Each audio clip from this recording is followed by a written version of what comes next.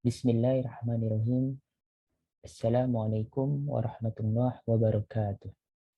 Innal hamdalillah nahmadu wa nasta'inu wa nastaghfiru wa na'udzu billahi min syururi anfusina wa min sayyiati a'malina. May yahdihillahu fala mudilla lahu wa may yudlil fala hadiya lahu.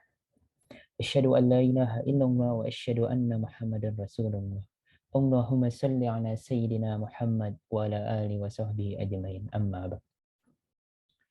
Perkenalkan, nama saya Muhammad Al-Fairuz, mahasiswa Prodi Ilmu Bahasa dan Kebudayaan Arab Universitas Al-Azhar Indonesia.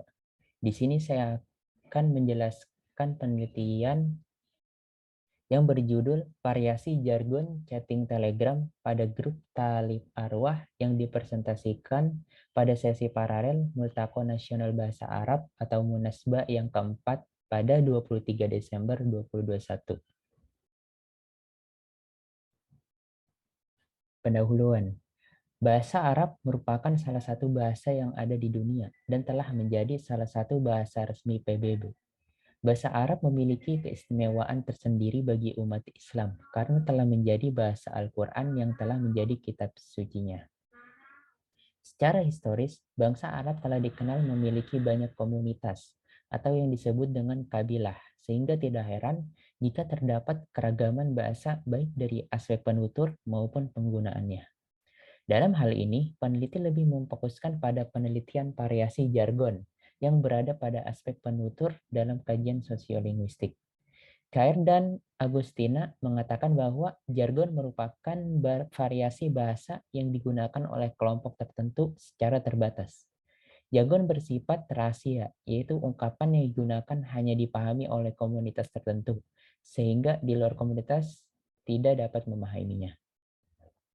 Salah satu kelompok atau komunitas dalam penelitian variasi bahasa jargon ini berpusat pada orang-orang Arab yang bergabung dalam chat grup Telegram.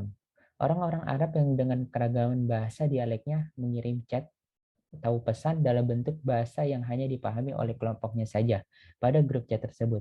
Oleh sebab itu, orang-orang Arab tersebut dijadikan subjek penelitian karena dianggap memiliki jargon yang khas di kalangan chatting Telegram group.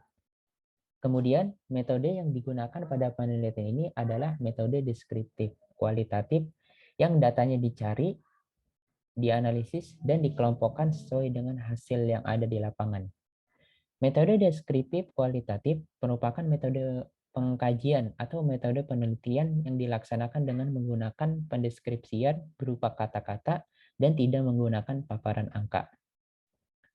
Sampel pada penelitian ini yaitu sebagian teks percakapan atau dialog tertulis yang terdapat dalam aplikasi chatting Telegram pada grup Talib Arwah yang anggotanya adalah para penutur asli Arab. Pengumpulan data dilakukan dengan cara observasi atau pengamatan.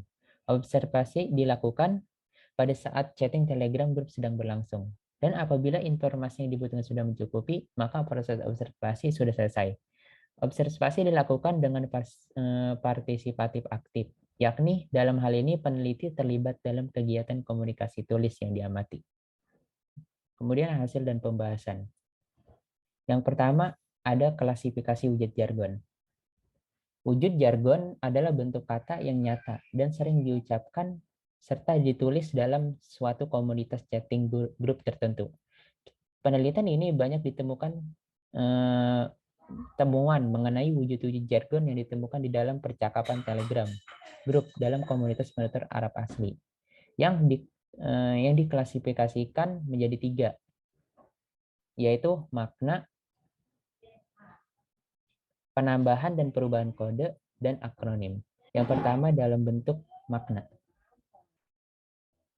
Dalam komunitas yang berlangsung pada chatting grup Telegram, tentu tidak semua anggota grup memahami bahasa jargon yang digunakan. Hal itu dikarenakan sebagian anggota grup bukan dari penutur Arab asli. Salah satunya peneliti itu sendiri. Namun daripada itu, para penutur asli di berbagai negara Arab dapat memahami maksud dan makna jargon-jargon tersebut. Seperti yang terlihat pada tabel di sini. Berdasarkan tabel di atas, ditemukan beberapa jargon seperti bas yang makna Arabnya berarti uf. Kemudian makna Indonesianya berarti cis hus. yang ditemukan sebanyak lebih dari 10 tuturan. Kemudian ada kata syu yang makna Arabnya yaitu ayyu syai'in. Kemudian makna Indonesianya apa? Jumlah tuturan tersebut ditemukan sebanyak 10, lebih dari 10. Kemudian ada kata mayin. Makna Arabnya yaitu ma bi'arafu. Memiliki arti tidak tahu. Kemudian ada kata nahi yang berarti tamam, memiliki arti sempurna. Pada tabel tersebut, peneliti dapat menyimpulkan bahwa dalam grup Telegram, penutur Arab asli itu memiliki jargon khusus yang hanya dipahami oleh grup tersebut, sebagaimana yang terjadi di kalangan orang-orang Indonesia yang menggunakan jargon khusus dalam suatu kelompok penutur yang sama. Kemudian, dalam bentuk penambahan dan perubahan kode. Kode adalah suatu lambang yang menggambarkan makna tertentu. Nababan mengatakan bahwa kode merupakan suatu bahasa dan ragam bahasa. Adapun yang dimaksud penambahan dan perubahan kode ialah sebuah kata yang mengalami penambahan dan perubahan dalam penulisannya. Penambahan dan pengurangan kode dalam suatu kata bisa berupa huruf vokal dan konsonan, sebagaimana dapat kita lihat pada gambar tersebut. Pada gambar tersebut, terdapat kata yang memiliki penambahan dan perubahan kode. Kata yang memiliki penambahan kode yaitu kata ismah, wa, halu, akid, kalam, dan kuwah. Kata-kata tersebut terdapat kode penambahan, yaitu penambahan huruf alif, tamarbutoh, dan wa, dan dal. Pada penulisannya, adapun perubahan kode pada gambar di atas yaitu pada kata katir, yang merupakan huruf ta menjadi ta, yang awalnya adalah kata kasir, berarti banyak, dan kata wain, yang merubah huruf hamzah menjadi waw, yang awalnya adalah kata ain, aina, yang berarti di mana. Setelah melakukan observasi, peneliti menemukan beberapa data lain yang terkait hal tersebut, seperti kata doom yang ditambahkan huruf waw dalam penulisannya dengan jumlah lebih dari 10 tuturan. Kemudian terdapat kata wihala yang ditambahkan huruf alif yang ditemukan sebanyak 2 tuturan. Kemudian ada kata hazab yang ditambahkan huruf zai yang ditemukan sebanyak 5 tuturan. Adapun jargon lain yang terdapat perubahan kode yaitu pada kata solah dan sholat, yang mana huruf ta marbutah menjadi huruf h dan huruf ta. Kata sholah, kata tersebut ditemukan sebanyak 10 tuturan, lebih dari 10 tuturan. Dan kata sholat sebanyak 5 tuturan. Kemudian dalam bentuk akronim. Akronim merupakan suatu singkatan dari dua kata atau lebih yang diperlukan pada sebuah kata. Akronim biasanya digunakan dengan memindahkan keserasian antara vokal dan konsonan yang sesuai dengan pola pada bahasa tersebut, serta mudah diingat. Dalam hal ini, akronim tidak hanya terdapat pada jargon-jargon bahasa Indonesia, namun terdapat juga pada jargon-jargon bahasa Arab. Pada tabel tersebut dapat diketahui bahwa pada data nomor 1 terdapat kata laish yang kepanjangan dari li'ayyi syai'in yang berarti untuk apa.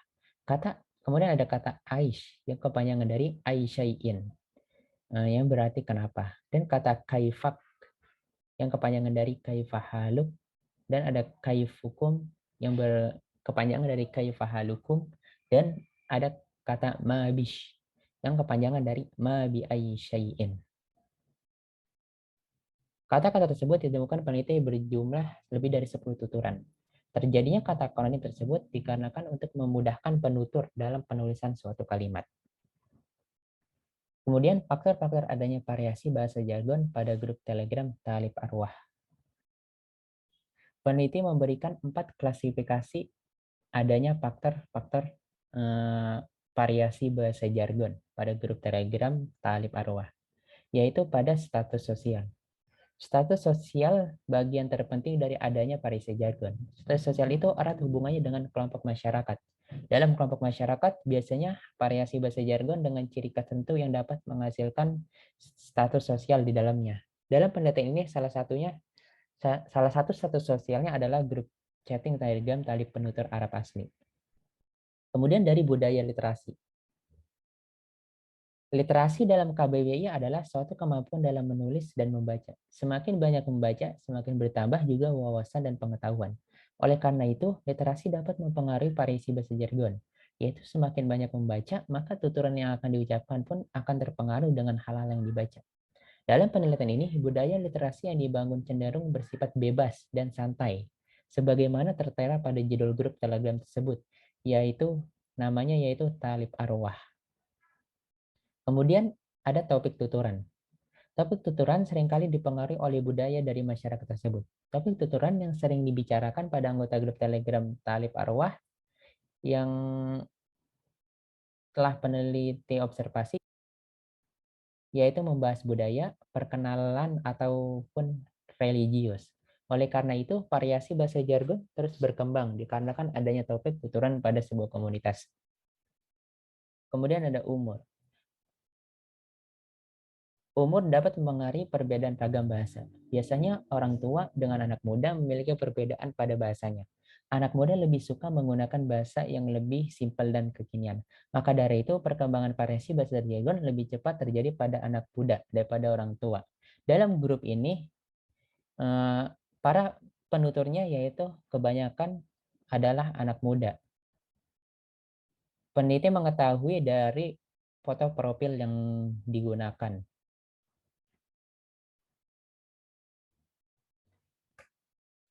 Kemudian simpulan. Dari fenomena yang telah dijabarkan dapat disimpulkan bahwa jargon adalah variasi bahasa yang digunakan sebagai bahasa yang memiliki ciri khas tertentu dalam suatu komunitas tertentu. Salah satunya adalah pada komunitas chatting Telegram pada grup Talib Arwah. Dalam penelitian ini terdapat klasifikasi wujud jargon yang menghasilkan 3 varian, yaitu makna, penambahan, dan perubahan kode, dan akronim. Adapun pola variasi bahasa jargon menghasilkan 14 jargon dalam bentuk makna, 13 jargon dalam bentuk penambahan dan perubahan kode, dan 5 jargon dalam bentuk singkatan. Dikarenakan hasil penelitian ini memiliki hubungan erat terhadap satu kelompok sosial, maka terdapat faktor-faktor yang menyebabkan adanya variasi bahasa jargon pada grup Telegram Talib Arwah tersebut. Oleh sebab itu, peneliti menggunakan kajian sosiolinguistik dalam penelitiannya. Sekian, terima kasih presentasi dari saya.